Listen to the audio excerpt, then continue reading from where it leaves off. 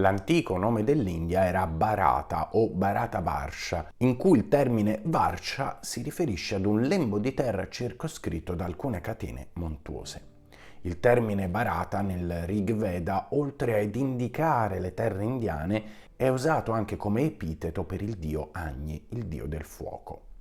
Agni è personificato come sacerdote celeste, Deva Ritvijam, mentre i figli o i suoi seguaci sono chiamati Putram Bharatam. Nel Rig Veda possiamo leggere: crescete più forti, figli o seguaci di Bharata, il principale esecutore del sacrificio, il costante donatore di ricchezza. Bharata significa anche il sacerdote. I Putram Bharatam, ovvero i discendenti del sacerdote seguaci di Agni, la gente di Arya, indicano gli attori del sacrificio e dei rituali nell'antica India. La lettura del Rig Veda ci porterà davanti agli occhi la consapevolezza di come questo dio svolgesse un ruolo predominante all'interno di questa cultura e di come il fuoco, come nel caso dello zoroastrismo che abbiamo visto in altri video, fosse e sia ancora oggi uno degli strumenti principali per officiare i riti.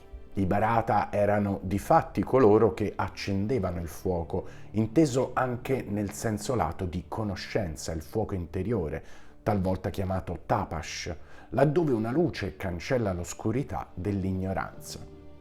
Non sono pochi i casi in cui i termini Bharata e Arya sono quasi intercambiabili, già che si riferiscono agli abitanti della terra di Bharata, appunto. Possiamo collocare questi personaggi nel primo periodo vedico, quindi intorno al 1500-1700 a.C. e la loro conoscenza come sicuramente un retaggio e fusione di quanto preesisteva e di quanto giunse nel corso dei secoli e dei millenni precedenti. Questo riferimento del Rig Veda inoltre ci mostra chiaramente come la terra di Bharata fosse stata abitata dai saggi vedici denominati Bharatas, ovvero i discendenti della terra di Bharata, che avevano preservato il culto di Agni attraverso le yajna. I praticanti dello yajna, secondo i Veda, erano gli Arya che vivevano prevalentemente in Bharatavarsha, la terra dei saggi, e non coloro che erano venuti da altre terre. Gli Arya erano anche i seguaci del dio Indra, erano guerrieri che si affiancavano ai seguaci di Agni per mantenere irrita l'ordine cosmico della civiltà vedica. Le divinità Indra e Agni sono glorificate insieme in molte stanze del Rig Veda come due divinità che diventano una sola, Indragni, necessarie per scacciare i demoni. Coloro che tentarono di emigrare in questa terra o di attaccare gli Arya furono invece definiti Mleccia, gli stranieri.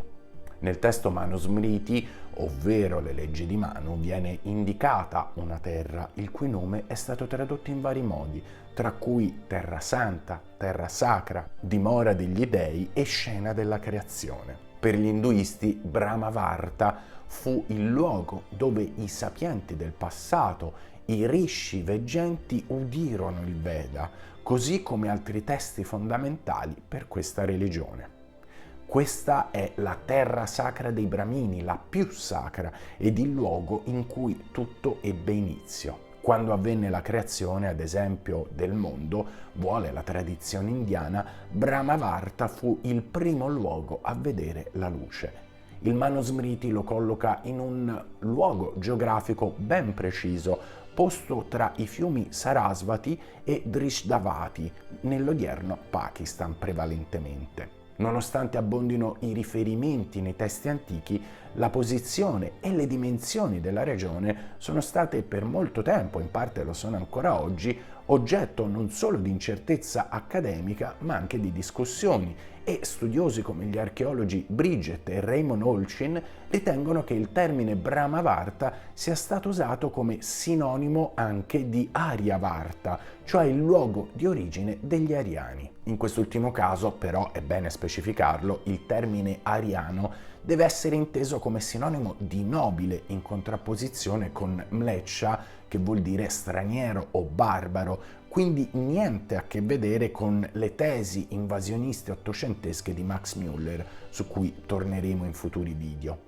La dissoluzione di Brahmavarta sarebbe stata causata proprio da una pressione ai suoi confini da parte di altri popoli che dopo un tempo imprecisato avrebbero portato alla sua definitiva disfatta. La traduzione del Manusmriti da parte di Patrick Olivelle, docente di sanscrito, afferma che la terra creata dagli dei è situata tra i fiumi divini Sarasvati e Drishdavati ed è chiamata Brahmavarta, la regione del Brahman.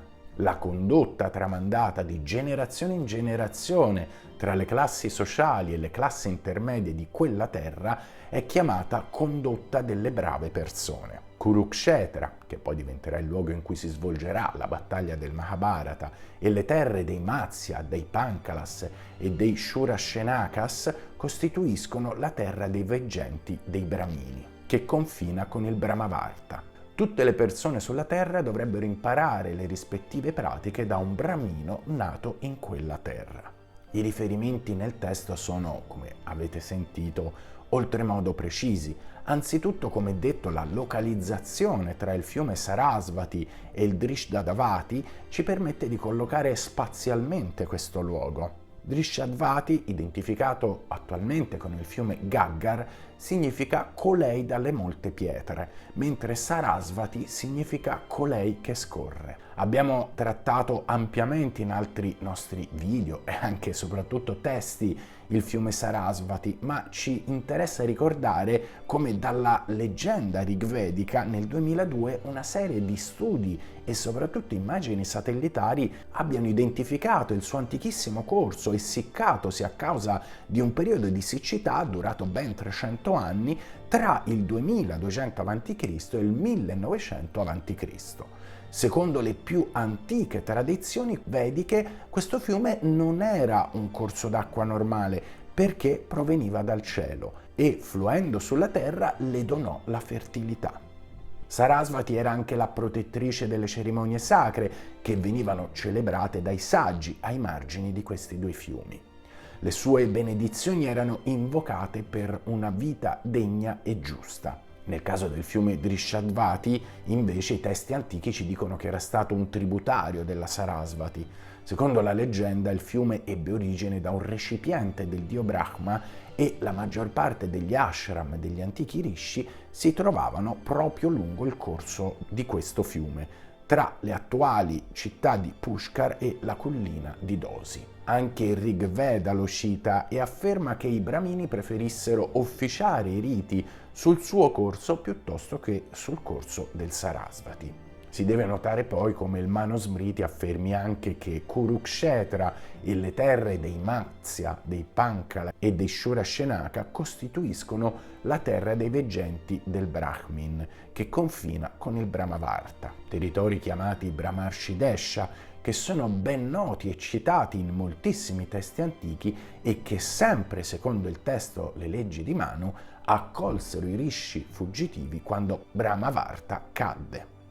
Sono quindi gli stessi testi indiani a fornirci tutti gli strumenti e tutte le indicazioni necessarie per collocare questa terra e conoscere cosa avvenne ai suoi uomini. Sono indicazioni che sono state sempre sotto gli occhi degli studiosi, ma che fino ad oggi sono passate quasi del tutto inosservate. L'importanza di Brahmavarta non risiede poi e solo nel fatto che al suo interno furono composti o ascoltati i testi più sacri dell'induismo, ma soprattutto nel fatto che furono anche i luoghi che ospitarono grandissimi saggi, poi passati nella tradizione e nella leggenda, come Brigu, Anghira, Atri, Vishvamitra, Kashyapa, Vasishta e Shandilya. Guardando storicamente i territori in cui ci troviamo, siamo all'interno del bacino geografico, inoltre, in cui si sviluppò la civiltà Harappa, nonché dove si svolse la battaglia dei 10 re,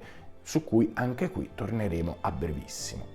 I nobili ariani che avevano vissuto al suo interno erano originari di quei luoghi e forse potrebbero essere collegati agli stessi Vallindi? Questa è una domanda che ancora oggi non ha risposte, ma molti indizi sembrerebbero portarci ad affermarla. Il sito di Harappa, ad esempio, si trova poco distante da Brahmavarta, così come Delhi e Rakhigarhi. Questi sono luoghi dove l'antilope nera vagava liberamente, come ci dice il Rig Veda.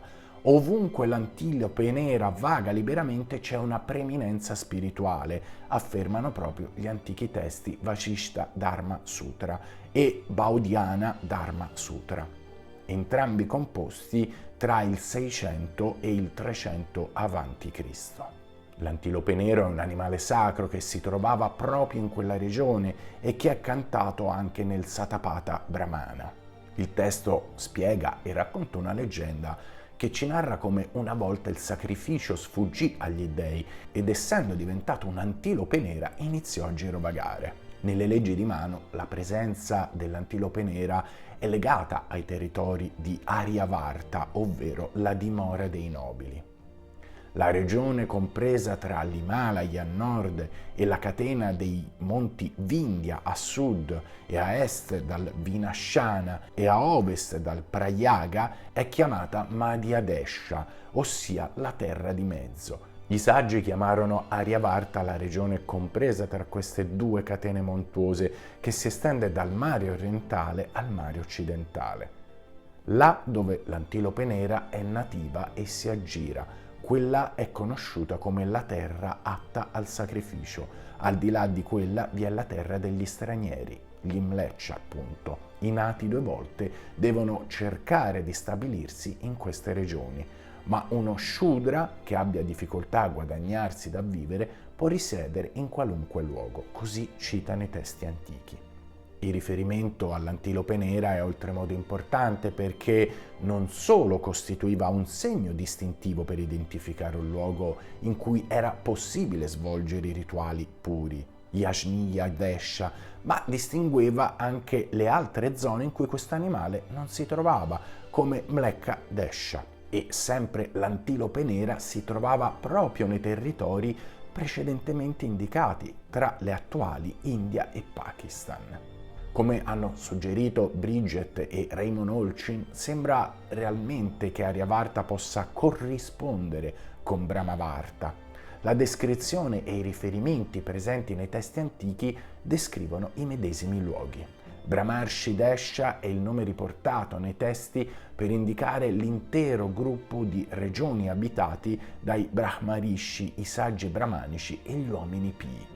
Aryavarta, secondo la Marakosha e il Manusmriti, 2 testi, era la regione che si estendeva tra l'Oceano orientale e occidentale, delimitata appunto da alcune montagne. Aryavarta indica il luogo in cui vivevano i nobili Arya. Varta significa infatti vivere. Le zone in cui sarebbe sorta questa mitica patria sono guarda caso proprio le stesse in cui era dislocata Brahmavarta.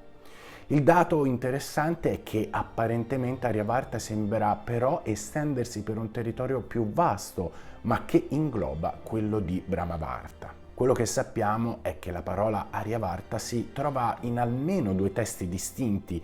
Il primo è ovviamente il Veda induista, mentre il secondo, curiosamente, lo possiamo ritrovare nell'Avesta, il testo sacro dello zoroastrismo. In questa seconda religione, che abbiamo visto essere molto affine per alcuni suoi versi con l'induismo, viene nominata Airyana Veya o Aryanam Dakyunam, descritto come un luogo bellissimo nascosto dalle montagne. Tutti i riferimenti sembrano appunto descriverci gli stessi luoghi. È da notare poi che l'attuale nome Iran deriva proprio da questa patria ancestrale, Airyana Veya, contratto poi in Airan Vej, poi Iran Vej nei testi medievali persiani ed infine oggi in Iran. Quindi Aryavarta possiede connotazioni diverse per le 2 religioni. In India questo termine ha espanso la propria valenza originaria, andando infine a includere l'intero subcontinente indiano, ma sappiamo dai testi antichi, invece, come descrivesse in realtà un territorio ben delimitato e circoscritto. Il termine Arya è usato spesso negli inni del Rig Veda, ma parallelamente sono del tutto assenti i Dravida, quelle popolazioni dal carnato più scuro e tipici dell'India del Sud. Un dato interessante quasi a voler sancire indirettamente la presenza di due tradizioni ben divise e diverse, e non come volle la teoria dell'invasione ariana dovuta al fatto che l'arrivo degli Aria scacciò nel sud la popolazione dravidica. Anche qua un ambito di studi che è ancora totalmente aperto. I nemici degli Aria sono invece identificati come Dasiu o Dasa, usato come sinonimo di anaria, cioè non ari, verosimilmente uomini e popoli che non riconoscevano Indra e Agni in primis come loro principali divinità. Sono infatti descritti con la pelle più scura e adoranti forme falliche, successivamente poi divenute il lingam. Il termine significa sia nemico che servo, talvolta è stato associato anche con i demoni Asura, tipici appunto del mondo indiano. Questo frangente apre un dibattito ancora oggi ampiamente presente nella comunità accademica internazionale. Nel Rig Veda vengono infatti descritte le battaglie tra gli ariani e i loro nemici dotati di fortezze e insediamenti murati. Questo ovviamente ci ricorda la successiva scoperta delle fortificazioni degli Harappa, dei Vallindi e delle loro mura fatte di mattoni cotti, ma non esistono prove archeologiche chiare che distinguano gli Ariani e gli Harappa, così come i testi non dicono nulla al riguardo. E vi ricordo che dal 1700 a.C. al 1860 circa la civiltà vallinda Harappa era scomparsa totalmente dalla storia. I testi specificano però che gli ariani sembravano essere attratti dalla ricchezza dei Dasio, per cui ebbero luogo guerre regolari e molto sanguinose. Il fatto che la civiltà Harappa fosse una realtà commerciale molto potente che commerciava con i Sumeri e forse anche l'oltre, potrebbe identificarli con loro? Beh, il collegamento sembra molto stringente. Nessun elemento sembra suggerirlo, ma neanche confutarlo. Nei suoi studi sul Rig Veda, Tony Ballantyne riporta come nel testo siano rintracciabili le descrizioni delle differenze culturali tra gli ariani e i non ariani presenti nella valle dell'Indo. Dal suo studio, ad esempio, emerge come siano descritte le tribù indigene dei Pani e dei Dasas, definiti come senza Dio, selvaggi e inaffidabili. I Pani vengono definiti come ladri di bestiame, mentre i Dasas erano dei selvaggi con la carnagione più scura e un linguaggio diverso da quello degli Ari. Sono chiamati poi barbari, mlech appunto, senza il fuoco, e carnivori, kravyad. I sacrifici avevano un ruolo prioritario nello stile di vita ariano, tuttavia i Dasio, viene detto, non svolgessero appunto alcun sacrificio.